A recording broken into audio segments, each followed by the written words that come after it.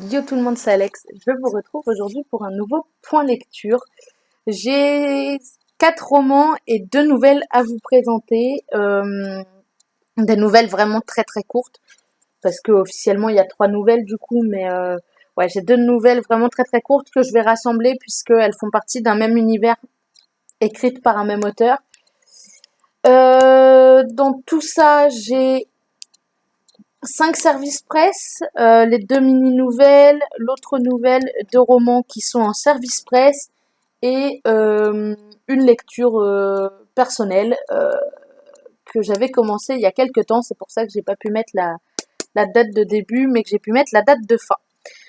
Cette semaine, j'ai vachement lu. On va commencer par parler de la première lecture que j'ai terminée. C'est Tourment d'amour de N.I. Alban. C'est de la romance. C'est une romance qui fait 392 pages. Je l'ai commencé lundi soir, je crois. Euh, Lundi 14 et je l'ai terminé le mardi. On y suit les aventures de Emma et Lucas. Ça se passe en Martinique ou en Guadeloupe? J'ai un doute. Euh, du coup, on a quelques expressions de créole durant le roman, ce qui est plutôt cool, honnêtement, parce que ouais, c'était sympa de découvrir un langage que je vois pas forcément dans les romans. Donc, on suit Emma qui est très heureuse, enfin, qui semble très heureuse avec son copain avec qui elle sort depuis 2 ans, donc au début du roman, qui s'appelle Yann, si je ne dis pas de bêtises. Normalement, c'est Yann. Normalement, au niveau des prénoms, je les ai pas marqués, mais je me trompe pas. Donc, qui s'appelle Yann, qu'elle connaît depuis qu'elle est relativement jeune. Et voilà, ils sont en train de prendre un appart, ils sont en train de s'installer ensemble. Elle trouve un petit boulot en parallèle de ses études pour l'aider à payer le loyer de l'appart. Et elle rencontre Lucas dans le bar où elle travaille en tant que serveuse grâce à son meilleur ami Tony. Euh, Tony qui m'a fait mourir de rire par moment. Genre vraiment, Tony quoi. Tony, il est incontournable. Donc ouais, l'avantage c'est que du coup ouais, il y avait du créole, ce qui était vachement bien. Honnêtement, c'était vachement bien d'avoir quelques phrases qui revenaient régulièrement, des petites expressions, etc. Il y avait quelques coquilles, j'ai relevé quelques coquilles au cours du roman, mais honnêtement, ça gêne pas particulièrement la lecture. On peut lire, on peut lire, on peut lire sans trop de problèmes. C'était un tome 1, normalement, j'espère, parce que sinon c'est assez honteux. La fin m'a un peu énervée. J'avoue que la fin m'a un peu crispée. Mais d'un autre côté, elle m'a quand même donné envie de lire la suite, de savoir ce qui se passe ensuite. Donc c'est pour ça que j'espère qu'il y a un tome 2. Parce que ça ne peut pas se terminer comme ça, hein. Je veux dire, l'auteur peut pas, l'auteuriste peut pas nous laisser comme ça. Faut le savoir. Mais du coup, ouais, il y a eu un petit truc à la fin qui m'a un peu crispée. Notamment dans le comportement d'Emma. Je suis pas fan. Je vous ferai sans doute une vidéo sur ce que j'aime pas particulièrement dans les romans et notamment dans la romance. Et là, on est en plein dedans. Mais du coup, c'était un bon roman. Donc, je l'ai lu en e-book et je lui ai donné la note de 4 sur 5.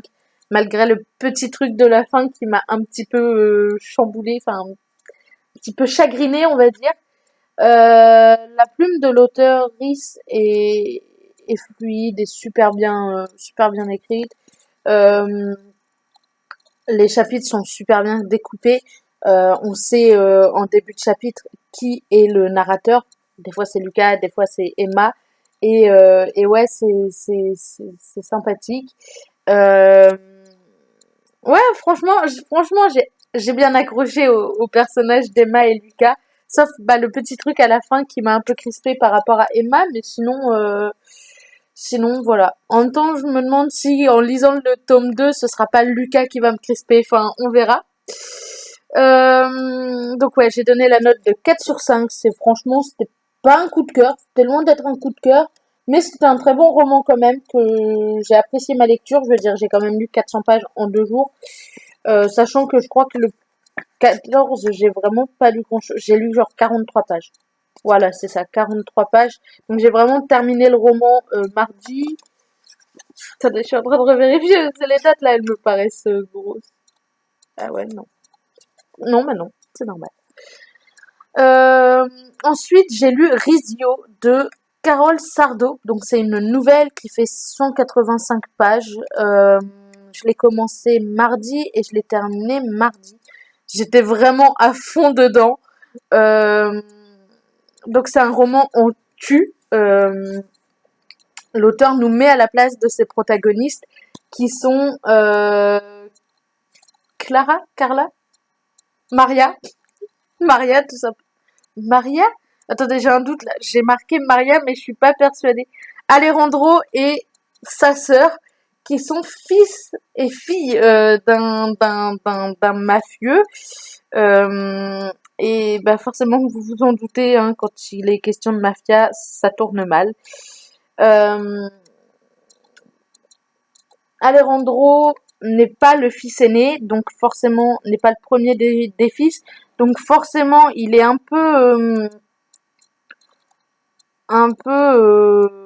comment dire, en dessous de son grand frère, Claudio. Si c'est Maria, j'étais pas sûre, mais voilà. Je crois que c'est Claudio le plus grand. J'ai un doute sur le plus grand des frères, ça y est, c'est le bordel. Mais voilà, Alejandro n'est pas censé être l'héritier de leur père. Et Maria, elle, est mariée de force à un ami d'enfance, enfin, au fils d'un ami de la famille, etc. Alors qu'elle est amoureuse de Gabriele. Et non, mais elle doit se marier à Stefano, elle n'a pas le choix. Donc il est question de mariage forcé et d'Alejandro qui passe un peu pour le débile de service dans sa famille et qui au final est bel et bien le gars le plus intelligent de toute la famille. Genre vraiment, Alejandro c'est un petit génie. Euh, Franchement, on voit bien la séparation des deux points de vue parce que on passe de Maria à Alejandro et c'est assez simple puisque Maria est écrit en normal et Alejandro est écrit en italique. Donc on est toujours en tu, on est toujours mis à la place des personnages, bah, du moins de Maria et Alejandro. Mais, euh, mais ouais, c'était, c'était, c'était, c'était plutôt bien séparé, on mélangeait pas les deux. Euh, et du coup, ouais, c'était une bonne lecture, moins bonne que Les Tourments d'amour. J'ai mis la note de 3,5. Mais c'était quand même une très bonne lecture. La fin, les gars, vous êtes pas prêts. La fin, elle m'a déchiré, elle m'a brisé le cœur. Faut le dire, hein, la fin m'a brisé le cœur. Honnêtement, honnêtement, il est question de mafia. On se retrouve en fait à être dans la peau des personnages, ce qui est assez rare. Enfin, la plupart c'est en jeu ou en il, elle, donc ouais, le tu est assez rare. Et ouais, on se retrouve dans la peau d'une fille mariée contre son gré à Stefano du coup, et d'un gars qui est pris pour un débile par ses frères, par son grand frère et par son père. Et au final, c'est loin d'être le cas. Mais ouais. Il y a quelques petites trahisons, quelques petits trucs. Franchement, c'est fort sympathique. Mais ouais, le tu m'a un peu perturbée au début, je vais pas vous mentir. Il y a quelques endroits aussi où ça m'a un peu crispé parce qu'il y avait beaucoup de répétitions. À un moment, il y a 7 fois le même nom de famille dans une seule page. C'est pas genre dans un chapitre, c'est vraiment dans une seule page. Et ça m'a un peu, un peu perturbée parce que 7 fois le nom, ça commence à faire un peu long, un peu lourd. Mais sinon, ouais, c'était quand même une bonne petite nouvelle et ouais, un bon roman, je dirais même. Un bon petit roman Et ouais, on est surpris quand même. Et la fin, je vous le dis, elle m'a brisé le cœur. Euh, elle m'a brisé le cœur. Donc j'ai lu tout ce petit monde-là mardi. Mardi? Ouais, mardi. Et dès que j'ai fini avec Rizzio, j'ai continué avec Krog-Mashrock et le venin des hautes terres de Guilhem Méric. Donc c'est de la fantaisie jeunesse, le roman fait 311 pages. Je l'ai commencé mardi, je l'ai fini mercredi. Oui, c'est ça. Euh, et on suit Krog, du coup, un petit gnome qui se retrouve à devoir habiter chez son oncle parce qu'il y a un tremblement souterrain et l'endroit, enfin, oui, la grotte où il habitait avec ses parents s'effondre et tue ses parents, du moins on le suppose. Et du coup, son frère Fanrouk, Fan quelque chose, et lui sont obligés d'aller chez leur oncle, sauf que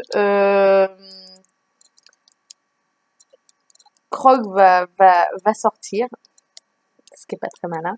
Et il va rencontrer une petite humaine, Alix, qui peut le voir. Sauf que normalement, il est invisible, donc ça le chamboule un petit peu. Mais ouais, Alix peut le voir et il arrive quelque chose à un personnage souterrain, du petit peuple, comme dit Alix. Et, et Krog veut comprendre ce qui s'est passé et il veut régler le problème.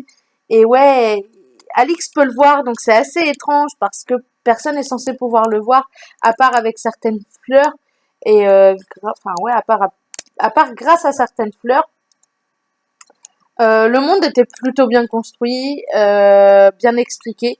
Surtout que c'est de la jeunesse, donc ouais, honnêtement, c'était pas mal. Il y avait des petits dessins qui représentaient, des petits portraits qui représentaient les personnages principaux à la fin. Le livre était vachement intéressant. Il abordait des sujets importants comme l'environnement, les pesticides, le mal que ça fait à la terre, etc. Donc franchement, c'était vachement intéressant, bien construit. Euh, et ouais, les sujets importants, les sujets abordés sont hyper importants. Donc notamment bah du coup l'écologie, l'environnement, les pesticides qui bousillent la terre, le fait que ouais, en général les fermiers ont pas le choix, ils ont le couteau sous la gorge, ils doivent toujours être productifs et du coup ils sont obligés de mettre des pesticides, ils en mettent un tout petit peu, puis de plus en plus, etc. Et vraiment, le sujet était vachement bien abordé, sachant que c'est un truc pour enfants. En plus, c'est encore plus important parce que du coup, ça fait vraiment passer un message aux enfants. Il y a le thème de l'amitié aussi qui est hyper important.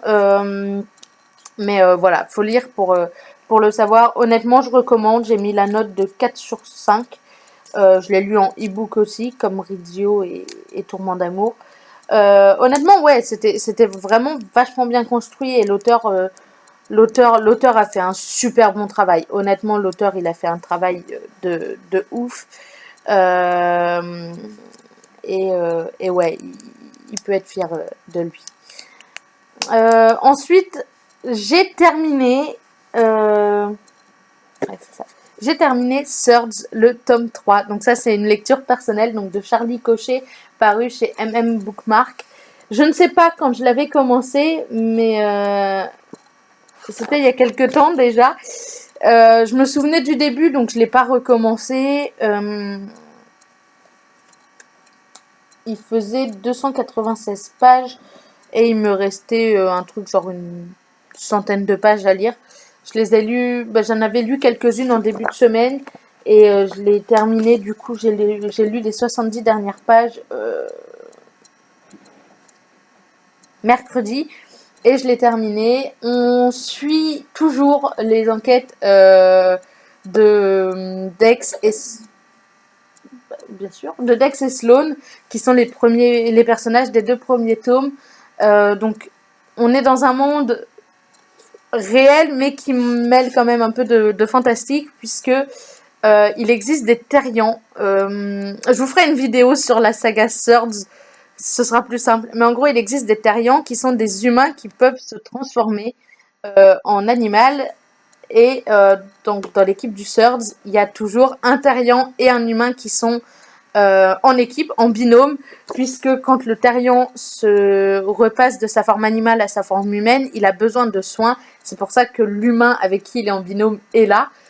En grande partie, hein, ils sont aussi là pour se protéger l'un l'autre, mais du coup, Dex, Daily et le petit humain, et Sloan Brody, pardon, et le terrien qui se transforme en jaguar. Il est question de trahison, qui n'est pas vraiment une trahison. Enfin bref, ceux qui ont lu le tome 3 sauront de quoi je parle. La fin. La fin, les gars, j'étais pas prêt. En 70 pages, il y a eu, je crois, 2 blessés. Grave. 2 blessés graves. Deux personnages gravement blessés. J'étais un peu là en mode, mon petit cœur ne va pas survivre. Après, honnêtement, je me suis déjà spoilé en partie le tome 7, je crois, ou le tome 8, je ne sais plus. Enfin bref, je crois que c'est le tome 7. Je me suis spoilé la fin du 6, le début du 7, la fin du 7 et le début du 8, je crois. Enfin bref. Du coup, je sais comment ça va se passer. Mais ouais, ça reste très stressant. À nouveau, une très bonne lecture. Après, il me restait une 90 ou 100 pages. Je les ai terminées hyper vite. Sachant qu'il m'en restait que 70 quand j'ai repris le compte, parce qu'il y a des fois où j'ai pas compté mes pages, alors qu'il y a une semaine à 1000, enfin bref. De toute façon, vu comment j'ai lu cette semaine, la semaine à 1000, je les éclate, faut le savoir. J'ai hâte de lire le tome 4, ça va pas être pour tout de suite, parce que j'ai encore 10, je crois, service presse à terminer,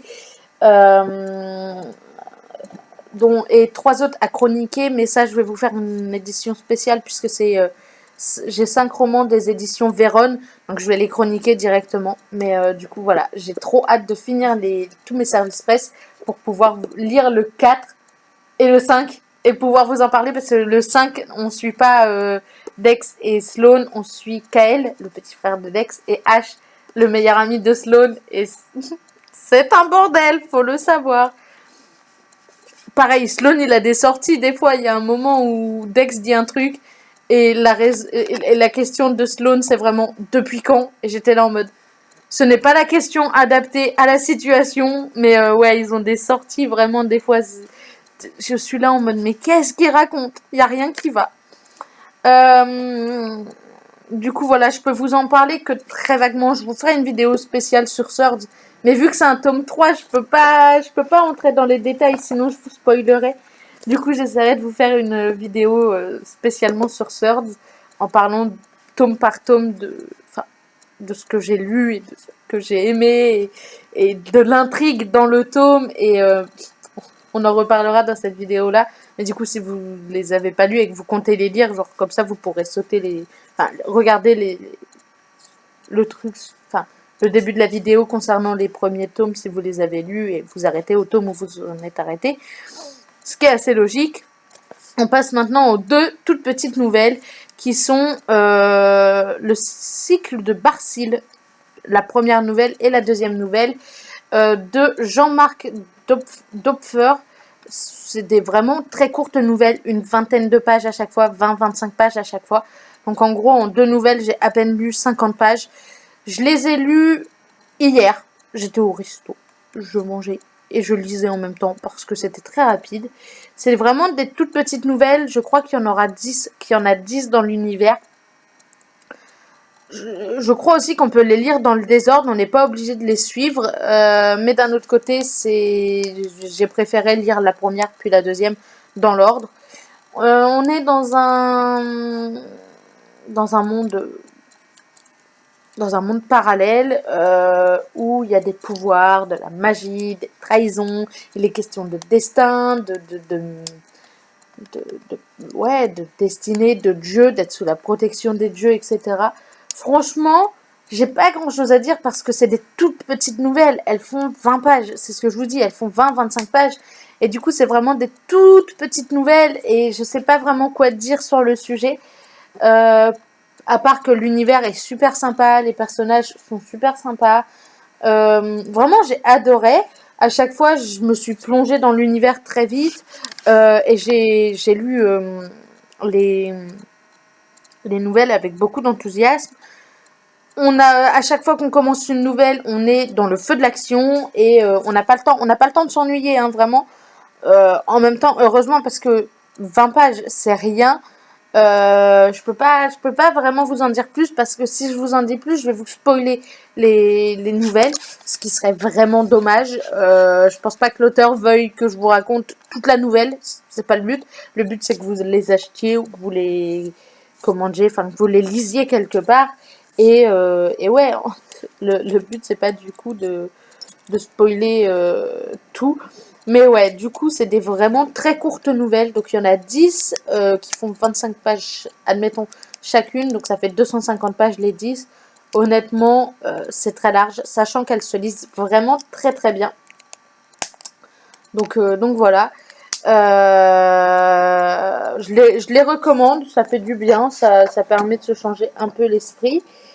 La prochaine vidéo va être concernant des services presse à nouveau de chez les éditions Véronne. Donc j'ai 5 romans à lire. Il y en a un que j'ai commencé le 10 et que j'ai fini hier. J'en ai lu 2 aujourd'hui. Oui, il est 14h, j'ai déjà eu le temps de lire 2 livres. Ne cherchez pas à comprendre. Ma nuit n'a pas été très longue, on va se le dire, j'ai dormi 1h30 je crois. Donc honnêtement, on comprend mieux pourquoi j'ai lu. Et là j'ai entamé le 4e du coup. Il m'en restera, enfin le 3e pour aujourd'hui, mais du coup le 4e de, de la série édition Véronne. J'ai hâte de vous en parler parce que c'est très divers, c'est très varié et j'ai pas le même avis sur chaque. J'ai plus ou moins apprécié. Je sais que la douleur d'aimer, il y a quelques trucs qui m'ont fait tilter, etc. J'ai trop hâte de vous en parler. Et j'espère pouvoir bientôt avoir terminé de vous présenter tous les services presse pour pouvoir passer à des romans, à des lectures personnelles. En attendant, je vous fais des gros bisous et je vous dis à mardi pour une nouvelle vidéo qui sera donc le point lecture spécial édition Véronne. Bye!